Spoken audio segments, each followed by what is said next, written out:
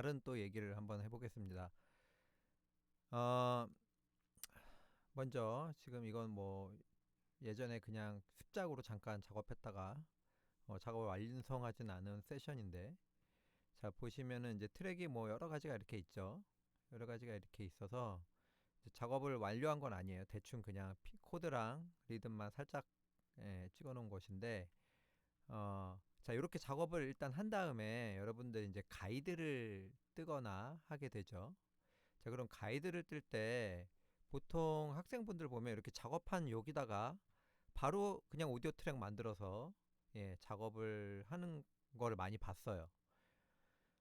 근데 보통은 뭐 이렇게 할 수도 있어요. 뭐 그렇게 한다고 해서 뭐 크게 뭐 잘못된 건 아닌데, 보편적으로 우리가 가이드를 뜰 때 지금 이 작업하던 세션에다가 그대로 하지 않습니다. 자, 왜 그러냐면 뭐 몇 가지 이것도 몇 가지 이유가 있어요. 첫 번째로는 컴퓨터에 너무 많은 부담을 주게 돼요. 이 작업하던 이 세션에다가 그대로 가이드 녹음을 한다는 거는 컴퓨터한테 너무 많은 일을 시키는 게 돼요.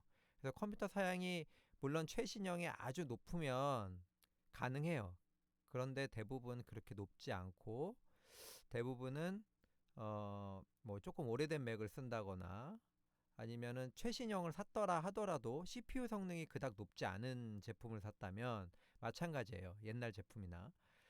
그래서 어떻게 하냐면요. 보통 MR을 먼저 떠요. 자, MR을 자, 여기부터 여기까지 해서 우리가 바운스를 하면 되죠. MR 뜨는 거는 바운스를 해서, 자, PCM 바운스를 할 때 여기서 이제 몇 가지 주의점을 알려드릴게요. 여기 노멀라이즈라고 돼 있죠. 이거를 항상 오프 시키셔야 됩니다. 오프 시키셔야 돼요. 그 다음에 웨이브, 그리고 24비트 디폴트니까 이건 두 개는 안 건드리셔도 될 거예요. 샘플 레이트는 우리가 48로 지난 시간에도 얘기했듯이 계속 48kHz로 작업했기 때문에, 자 여기 숫자로는 48,000이죠. 자, 요 48,000, 48kHz로 선택을 하시고, 네, 파일 타입은 자 인터리브드로 하셔야 됩니다. 이게 스플릿으로 되면 레프트, 라이트가 따로 파일이 만들어져요. 그럼 귀찮아요 오히려. 그러니까 인터리브드를 그냥 쓰시고요.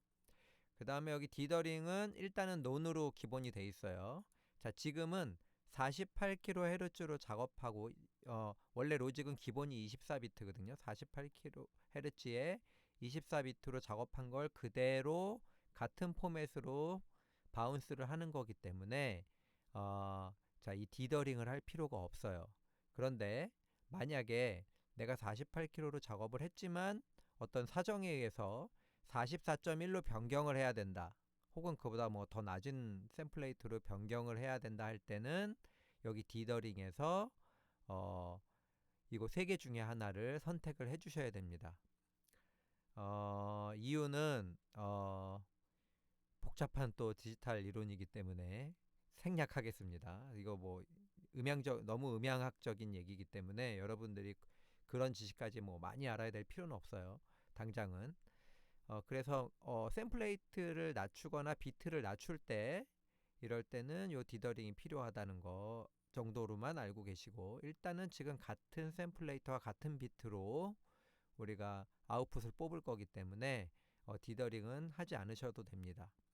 그런데 만약에 지금 이게 그냥 웨이브로 뽑는 게 아니라 여러분들이 mp3가 필요해서 mp3로 뽑을 때는 요 디더링이 꼭 필요해요. 왜냐하면 mp3는 자동적으로 비트를 낮추게 됩니다. 16비트로.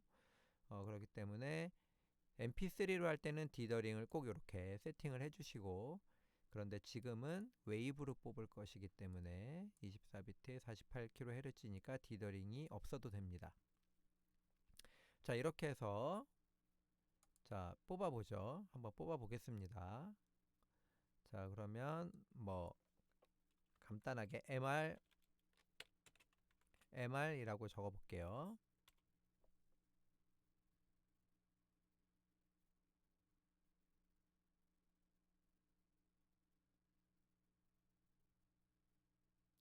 자, 그러면 웨이브가 만들어졌습니다. 그럼 이 프로젝트를 잠시 닫고요.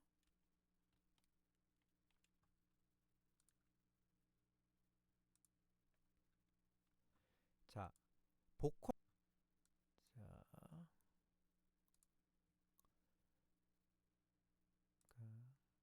아까 레슨 폴더에 받은 이 MR 트랙을 다시 올리고요.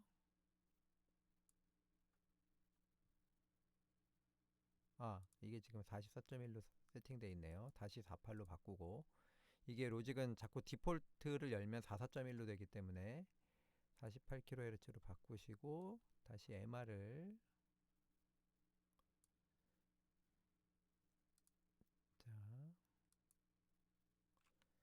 MR을 올리시고, 맨 앞부터 갖다 놓으면 MR이 맞겠죠. 자, 그러면 이렇게 MR이 녹음돼 있어요. 이 상태에서 우리가 보컬을 녹음을 할 건데, 자, 보컬은 지금 제가 말하는 마이크가 이렇게 레벨로 뜨고 있는데, 보컬은 기본적으로 마이크 하나를 쓰기 때문에 모노 트랙이죠. 자, 그래서 모노 트랙으로 녹음을 하시면 됩니다. 자, 이렇게 해놓고 녹음을 하는 게 일반적이에요. MR을 따로 이렇게 떠놓고. 왜 그러냐면 아까 말했듯이 일단 컴퓨터에 부담을 덜어줄 수 있어요. 그리고 두 번째 이유는 뭐냐면 우리가 이렇게 MR을 듣고 녹음을 하다 보면 보컬이 클 수도 있고 작을 수도 있어요. 그죠? 그러면 예를 들면 녹음을 쭉 해보는데 MR이 너무 커요. MR을 줄여주세요. 그럴 때 우리가 지금 이렇게 한 트랙이니까 요거 그냥 볼륨 살짝 줄여주면 되죠. 그런데 아까처럼 트랙이 막 여러 개가 있는 경우에 그거 볼륨 트랙 줄이려면 좀 귀찮죠. 물론 뭐 전체 셀렉트 한 다음에 시프트 누르고 이렇게 줄이면 되긴 하지만 어쨌든 귀찮은 일이에요. 그래서 이렇게 레벨 매칭 하기에도 좀 더 편리합니다. 자, 그리고 가이드 뜰 때는 우리가 어떻게 해야 되냐면, 자, 두 가지 방식이 있어요. 모니터링 방식에 두 가지 방식이 있는데, 자, 이 보컬로 들어오는 이 마이크를 통해서 들어오는 이 보컬을 모니터링 함에 있어서 첫 번째는 다이렉트 모니터링 방식이 있고 두 번째는 소프트 모니터링 방식이 있습니다. 자, 다이렉트 모니터링 방식은 뭐냐면 마이크를 통해서 소리가 오디오 인터페이스로 들어가죠. 그럼 오디오 인터페이스에서 여러분 헤드폰이나 스피커로 소리를 컴퓨터를 거치지 않고 바로 쏴주는 게 있어요. 기능이 있어요. 이게 바로 다이렉트 모니터링입니다. 이거의 장점은 컴퓨터가 사양이 어떻고 지금 상황이 어떻건 간에 전혀 들어온 소리를 그대로 여러분 귀에 들려주는 장점이 있어요. 그런데 이제 단점은 뭐냐면 우리가 노래를 녹음할 때 보컬들이 기분이 조금 좋게 녹음해 주는 게 좋아요. 그래서 보통 녹음을 할 때 리버브를 걸거나 딜레이를 걸어서 공간감을 좀 줘서 노래 부르기가 좀 편안하게 그렇게 세팅을 해주는 것이 전체적인 보컬 퍼포먼스에 좋습니다. 그런데 다이렉트 모니터링 상태에서는 그거를 해줄 수가 없어요. 생 목소리를 그냥 들어야 돼요. 그래서 보컬들이 굉장히 좀 부담스러워하죠. 그래서 이제 두 번째 아까 말씀드린 소프트 모니터링을 해야 됩니다. 소프트 모니터링을 하려면 근데 문제가, 자, 여기 로직 프리퍼런스 오디오에 가셔서 자 보시면 여기 I/O 버퍼 사이즈라는 게 있습니다. 이 I/O 버퍼 사이즈를 많이 줄여줘야 돼요. 인터페이스에 따라서 좀 다른데 어떤 인터페이스는 128 정도로만 해도, 자, 여기 보면 라운드 트립이라는 숫자가 보이죠? 자, 요 라운드 트립이 6.8이면 6.8 요 MS가 뭐냐면 밀리 세컨드예요. 자, 밀리란 뜻은 뭐죠? 100분의 1이라는 뜻이죠. 그러니까 6.8이라는 거는 0.06 0.068이라는 68초라는 숫자예요. 그러니까 0.068초니까 실질적으로 사람이 귀로 느끼기가 어려워요. 그래서 이 정도면 우리가 소프트 모니터링을 하더라도 소위 말하는 레이턴시라는 걸 느낄 수가 없어요. 그러니까 내가 말한 다음에 소리가 뒤늦게 따라 나오는 듯한 느낌. 그거를 요 10ms 이하로는 원래 사람이 인지하기가 어려워요. 그래서 지금 제 인터페이스 같은 경우는 128 샘플로 버퍼 사이즈를 낮추기만 해도 마이크로 들어오는 소리와 귀로 들리는 소리가 동일하게 들려요. 그런데 이제 어떤 인터페이스들은 128로 해도 이게 10이 넘어가는 수가 있어요. 그럴 때는 64까지 낮추셔야 돼요. 자, 그럼 왜 애당초 이렇게 낮추고 평소에 작업을 하면 되지 않느냐라고 물어보시면 그러면 또 문제가 있어요. 이걸 버퍼 사이즈를 낮추면 그만큼 레이턴시는 없지만 컴퓨터에 부담이 많이 가요. 그래서 이 버퍼 사이즈를 이렇게 숫자를 줄이면 줄일수록 우리가 작업할 수 있는 트랙 숫자가 점점 줄어들어요.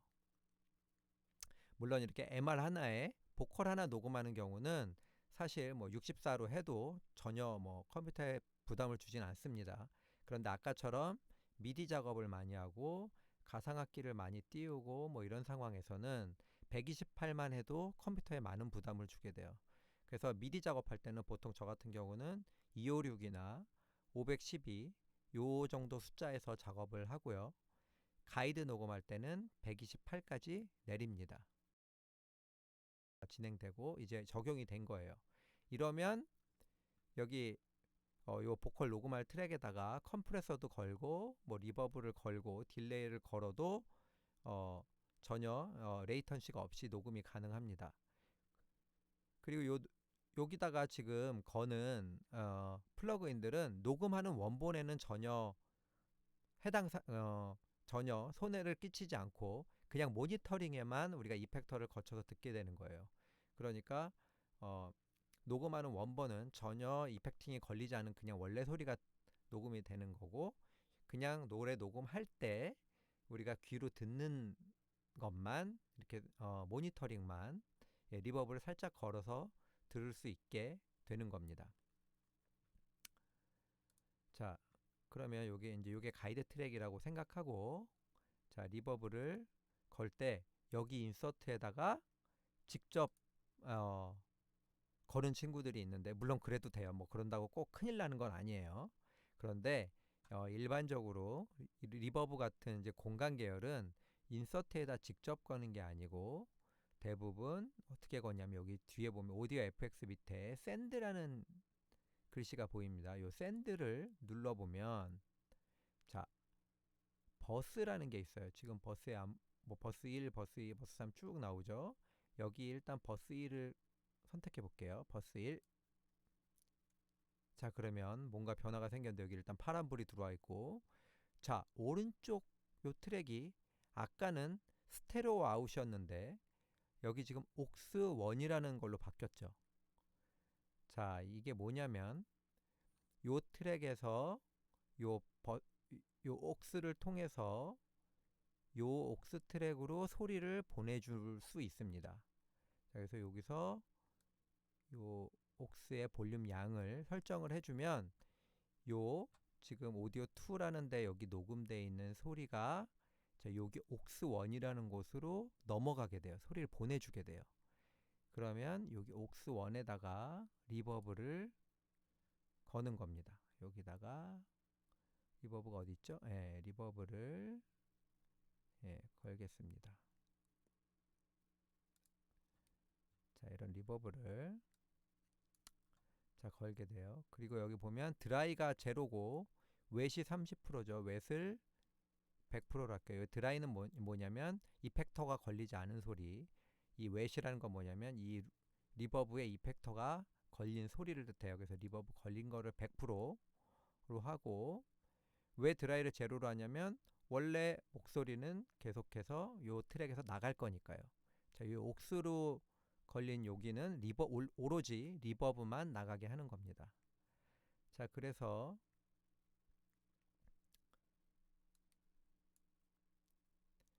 자, 이렇게 해서 리버브 양은 요 버스 1의 요 샌드 볼륨으로 리버브 양을 조절하는 거예요. 요걸 낮추면 리버브가 거의 안 걸린 것처럼 될 것이고, 이거를 많이 올리면 리버브를 엄청 많이 걸어서 동굴 속에 갇힌 소리 같은 게 나겠죠?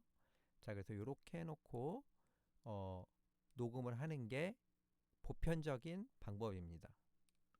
그래서 가이드 녹음을 할 때 아까처럼 그 수많은 트랙에 있는 프로젝트에서 바로 녹음을 하지 마시고 꼭 이렇게 MR을 뜬 다음에 그 다음에 녹음을 하세요. 그리고 또 이 이렇게 해야 되는 이유가 또 한 가지 있는데, 컴퓨터에 부담 주는 거랑 요 전체 MR의 볼륨 높이고 줄이고 하는 좀 편의성, 요 두 가지 말고도 또 한 가지가 있어요. 이 우리가 아까 얘기할 때 디지털 오디오에서는 제로를 넣으면 안 된다고 했죠. 근데 이 제로 피크를 안 넘기게 하는 게 미디 작업에서는 사실 쉬워요. 단순히 그냥 볼륨만 줄이면 되니까. 그런데 레코딩에서는 그게 말처럼 쉽지가 않아요. 왜냐면 특히 보컬이 그런데 어 예를 들어 노래가 처음부터 끝까지 일정한 레벨로 사람이 목소리를 낸다면 그게 뭐 그닥 어려운 일이 아니겠죠. 그냥 적정하는 선에서 결정하면 되니까. 그런데 그게 아니라 사람은 노래를 부를 때마다 볼륨의 크기도 다르고 또 음색도 조금씩 달라지고 하면서 이 피크를 넘어갈 수 있는 위험이 항상 있어요.